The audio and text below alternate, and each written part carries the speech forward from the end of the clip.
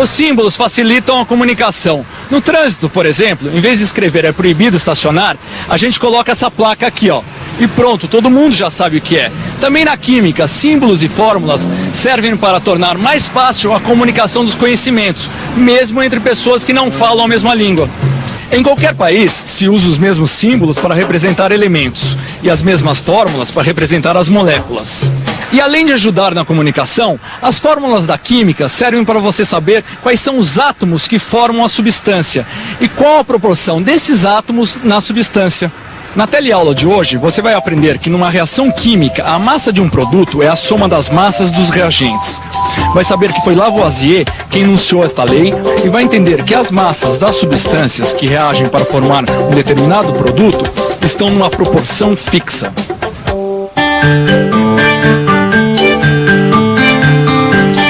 Oi, Clóvis, tudo bem? Ora, tudo bem? Como é que você tá? Tá estudando muito? Tô estudando bastante, mas tem umas coisas que estão me deixando um pouco encucado. Lembra daquela história de símbolos e fórmulas químicas? Aquele negócio de fórmula de substâncias? Sei, o que tem? Eu não peguei esse assunto direito, não. Olha, pra falar a verdade, eu também tenho lá minhas dúvidas. Eu achava uma boa coisa de pedir uma mãozinha pra Áurea. Boa ideia.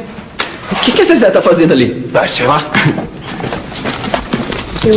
Ai, que susto! Ai, pronto, já me fizeram perder a conta. E a troco de que a senhorita está contando essas pedrinhas coloridas Não aqui? são pedrinhas coloridas, são miçangas. É que eu tô querendo fazer umas pulseirinhas que nem essa, ó, pra um bazar beneficente. E aí eu queria saber quantas pulseirinhas eu vou conseguir fazer com essas miçanguinhas que estão aqui nesses potinhos. Mas é muito complicado contar essas pedrinhas coloridas. Tem que ter um jeito mais simples. Pois é. Eu acho que eu sei. E se a gente pusesse todas as miçangas dentro do potinho e dividisse a massa das miçangas do potinho pela massa de uma miçanga? Como é que é?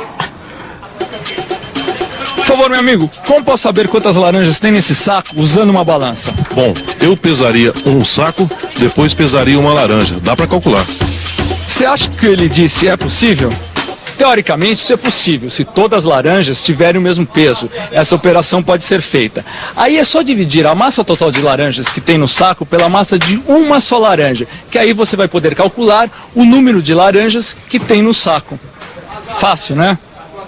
Eu acho que já entendi o raciocínio do Aurélio. Ah, eu também. Primeiro a gente precisa pesar o potinho e depois pesa uma miçanguinha. É isso, mas como a gente vai fazer? Ah, Zezé, tem uma balança aí embaixo do balcão. Onde? Ah, essa daqui? Isso. Opa.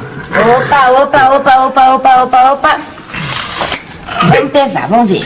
Agora, Segurar aqui. a gente vai pesar uma miçanguinha. Não mexeu nem um pouquinho. E eu acho que essa ideia de pesar uma miçanga não deu muito certo. Para pesar coisas pequenas, as balanças normais não servem. É necessário uma balança de precisão.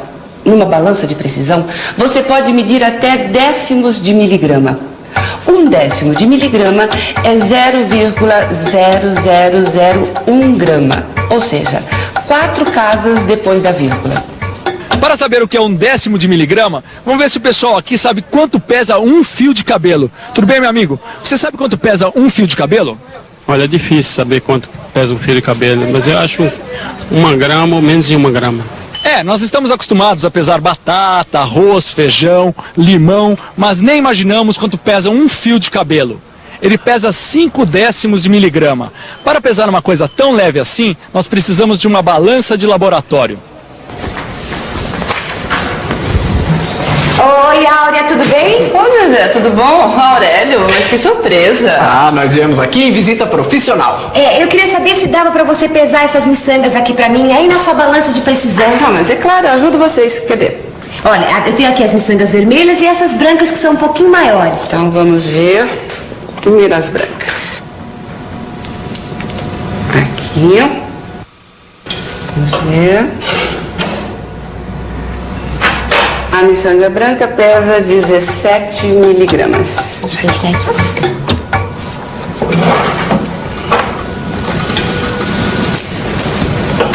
Aqui tem as vermelhas. Vermelha, aqui, já tirei a tampinha. Muito bom. Vamos ver. A vermelha Vermelha pesa 12 miligramas. 12.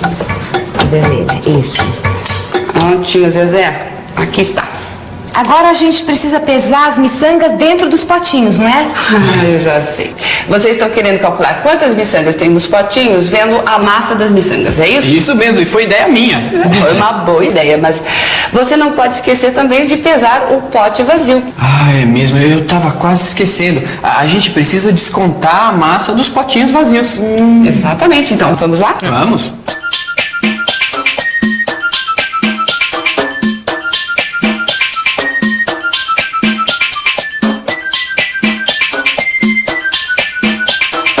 Pô, legal, olha. Tá bom. Obrigada, viu? Tchau. Se precisar, pode vir. Pô, a Áurea é super legal, né? muito legal. Pô, adorei ela. Bom, Nunca tinha onde vindo é que eu aqui estava nesse mesmo? Oi, Clóvis, voltamos. Ah, pessoal, e aí? Conseguiram pesar as miçanguinhas? Claro, com aquela balança super precisa, foi a maior moleza. É, e tá tudo anotado aqui. Ah, ué, então por que vocês não calculam quantas miçanguinhas tem no vidro? Pera aí, deixa eu pensar um pouco. Vamos pensar um pouco. Deixa eu ver. Bom, vamos por partes. Primeiro, as miçangas vermelhas. Eu já sei que o vidro com as miçangas vermelhas dentro pesa 82,28 gramas. Sei também que o vidro sem as miçangas pesa 38 gramas. E também que cada miçanga pesa 12 miligramas. Então, para calcular a massa das miçangas, primeiro eu vou ter que subtrair 38, que é a massa do vidro sem as miçangas, de 82,28, que é o peso do vidro com as miçangas. E vai dar 44,28. A massa de todas as miçangas sem o vidro é 44,28. E agora eu quero calcular o número de miçangas que tem no vidrinho. Então eu vou dividir 44,28 por 0,012, que é a massa de uma miçanga. E vai dar 3.690. Eu tenho 3.690 miçangas vermelhas no vidrinho. Puxa, eu nunca pensei que dava pra contar pesando. Legal, agora é só fazer a mesma coisa para calcular o número de miçangas brancas. Peraí, eu já tô fazendo o cálculo aqui e o pote de miçangas brancas tem 1959 miçangas. Oh, ótimo! Então agora, pra eu saber quantas pulseirinhas dessa eu vou poder fazer, é só contar quantas miçanguinhas vermelhas e quantas miçangas brancas tem aqui, né? Não. 1, 2, 3, 4... Calma, não precisa contar uma a uma. Não? Como não? Não, as pulseiras têm pedaços que se repetem, olha lá. É mesmo. Olha só, cada pedaço de pulseira se repete. É só contar as vermelhas e as brancas que se repetem nesse intervalo. Cada padrão tem 6 vermelhas e 4 brancas, não é? É isso mesmo. E o desenho se repete 18 vezes. Agora é só calcular. Como são 6 vermelhas por pedaço e cada pulseira tem 18 pedaços, você vai precisar de 108 miçangas vermelhas. A mesma coisa para as brancas. São 4 por pedaço vezes 18. Vai dar 72. Você vai precisar de 72 miçangas brancas por pulseira.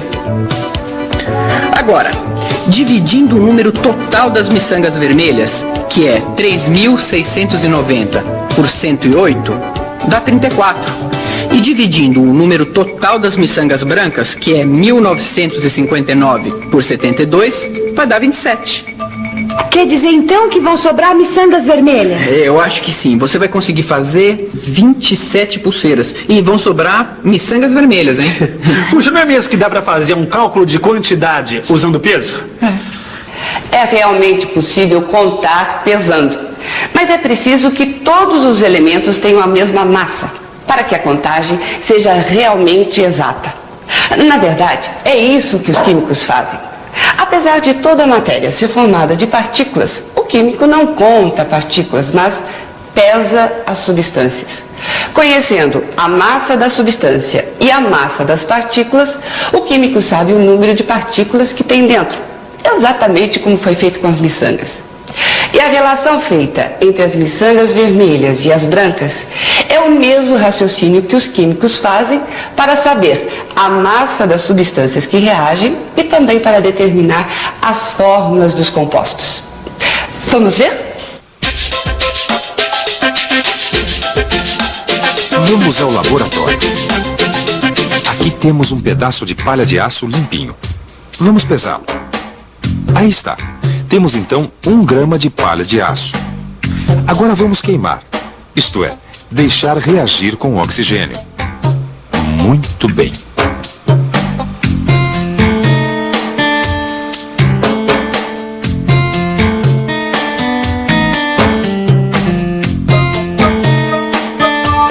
Vamos pesar de novo aquele 1 grama de palha de aço, agora totalmente queimado. Olha só que interessante. O mesmo pedaço de palha de aço está pesando agora 1,4 gramas. Vamos ver o que acontece com outras massas de palha de aço. Veja. Já vimos que 1 grama de palha de aço vira 1,4 gramas de óxido de ferro.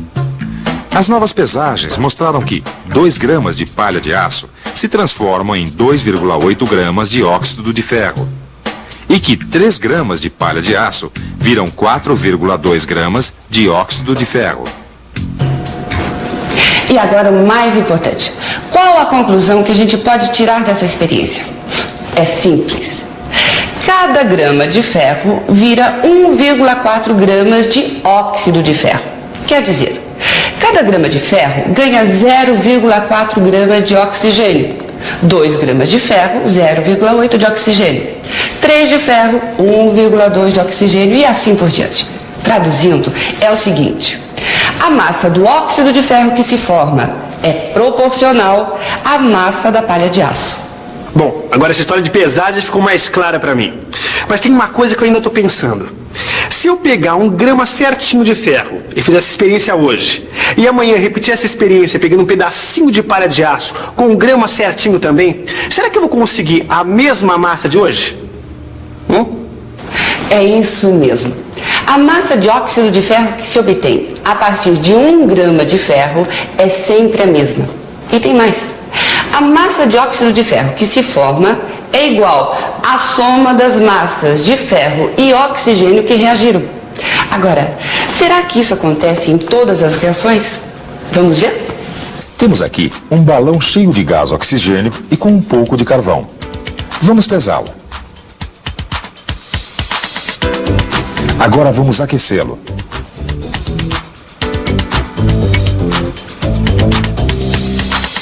Veja, o carvão está reagindo com o oxigênio. Agora vamos pesar novamente o balão.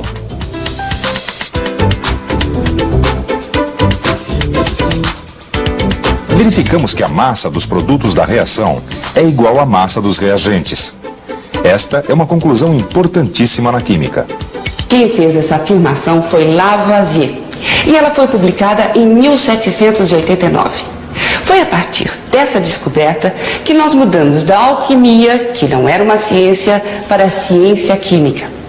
Foi baseado nessa observação que Lavoisier afirmou que na natureza nada se perde, nada se cria, tudo se transforma.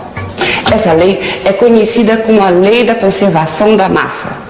E foi a partir da lei de Lavoisier que os químicos começaram a usar a balança nas experiências. E aí foram descobertas coisas muito importantes sobre a matéria. Por isso, a lei de Lavoisier é considerada o marco do início da química moderna. Como é que é? Essa eu não entendi. Nada se perde, nada se cria, tudo se transforma. Eu não entendi direito isso aí também não, viu? Eu já estudei isso no meu curso de química. Ué, gente, nós não vimos que a massa das substâncias é igual à massa dos produtos que se formam? Então, quando as substâncias reagem e se transformam em produtos, nada se perdeu, nem se criou. É verdade, as substâncias se transformam. Puxa, eu nunca tinha pensado nisso. E atenção, se liga aí, que é hora da revisão. Na teleaula de hoje, você viu que para se pesar substâncias pequenas é necessária uma balança de precisão. E que, pesando as substâncias e conhecendo a massa das partículas, o químico sabe quantas partículas existem dentro da substância. Aprendeu que a massa dos produtos que se formam numa reação é a soma das massas dos reagentes. E ficou sabendo que o francês Lavoisier deduziu em suas experiências que na natureza nada se cria, nada se perde, tudo se transforma. Por essa lei, Lavoisier é considerado o pai da química moderna. Para circular no mundo cheio de fórmulas e símbolos da química, nada melhor que estudar o seu livro. É com ele que tudo que você viu hoje vai ficar mais firme na sua cabeça. Até a próxima!